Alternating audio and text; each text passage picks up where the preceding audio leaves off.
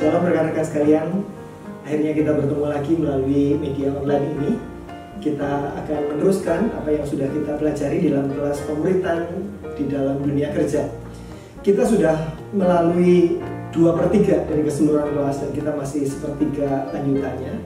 Dalam 2/3 ini kita sudah melewati topik-topik tentang fondasi Alkitab, tentang pemuritan, baik secara luas maupun secara khusus. Kita memikirkan amanat agung dan apa yang dilakukan Tuhan Yesus dalam pelayanannya. Dan bagian kedua kita sudah menyelesaikan juga tentang esensi pelayanan pemuritan. Esensi tentang relasional, intensional, dan eksponensial. Dua hal ini menjadi landasan yang sangat kokoh kalau kita mau memikirkan dan mengerjakan pelayanan pemuritan. Saya berharap kita terus mereview, melihatnya, dan sesudah itu kita masuk ke hal yang praktis. Dalam sepertiga bagian materi kuliah kita berikutnya, kita sudah belajar tentang konten dan tentang kurikulum. Konten kita sudah belajari 4 domain kurikulum dalam bahan pemuritan manapun.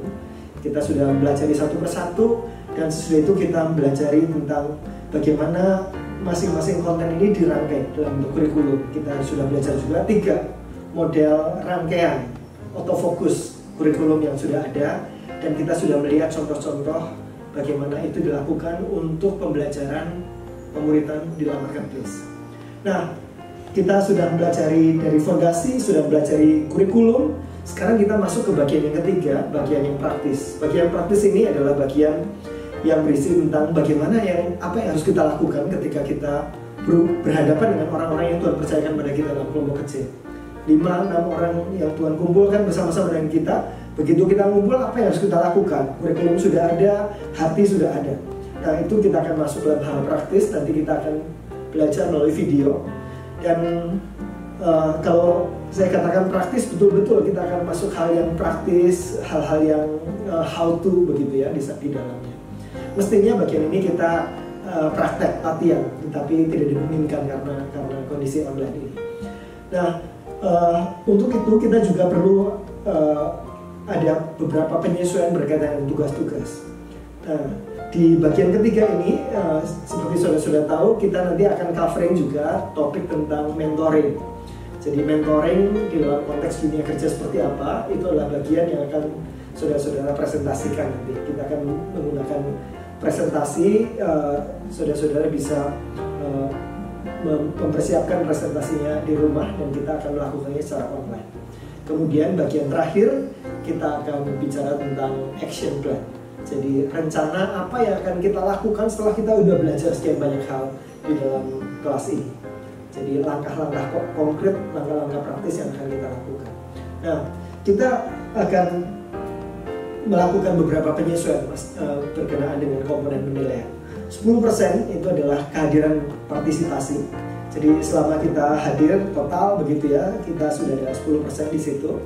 Dan 90% lainnya dibagi menjadi 3. Yang pertama adalah refleksi kuliah. Nah, bagian refleksi kuliah adalah bagian di mana kita nanti diminta untuk melihat ulang, membaca ulang, baik slides maupun reading materials yang sudah saya bagikan di OneDrive.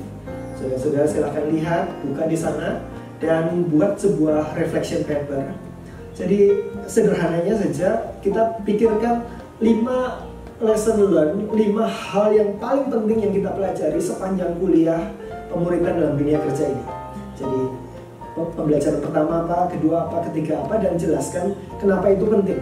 Jadi sifatnya refleksi. Bagaimana menurut saya ini sesuatu yang sangat penting, mengubahkan cara kita berpikir dan cara kita melayani melalui pemuritan di dalam dunia kerja dan sebagainya.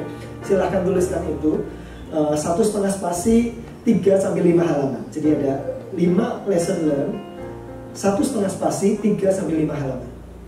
Kemudian 30% berikutnya dari refleksi kuliah, 30% berikutnya adalah presentasi mentoring yang nanti akan kita lakukan secara online di rumah masing-masing.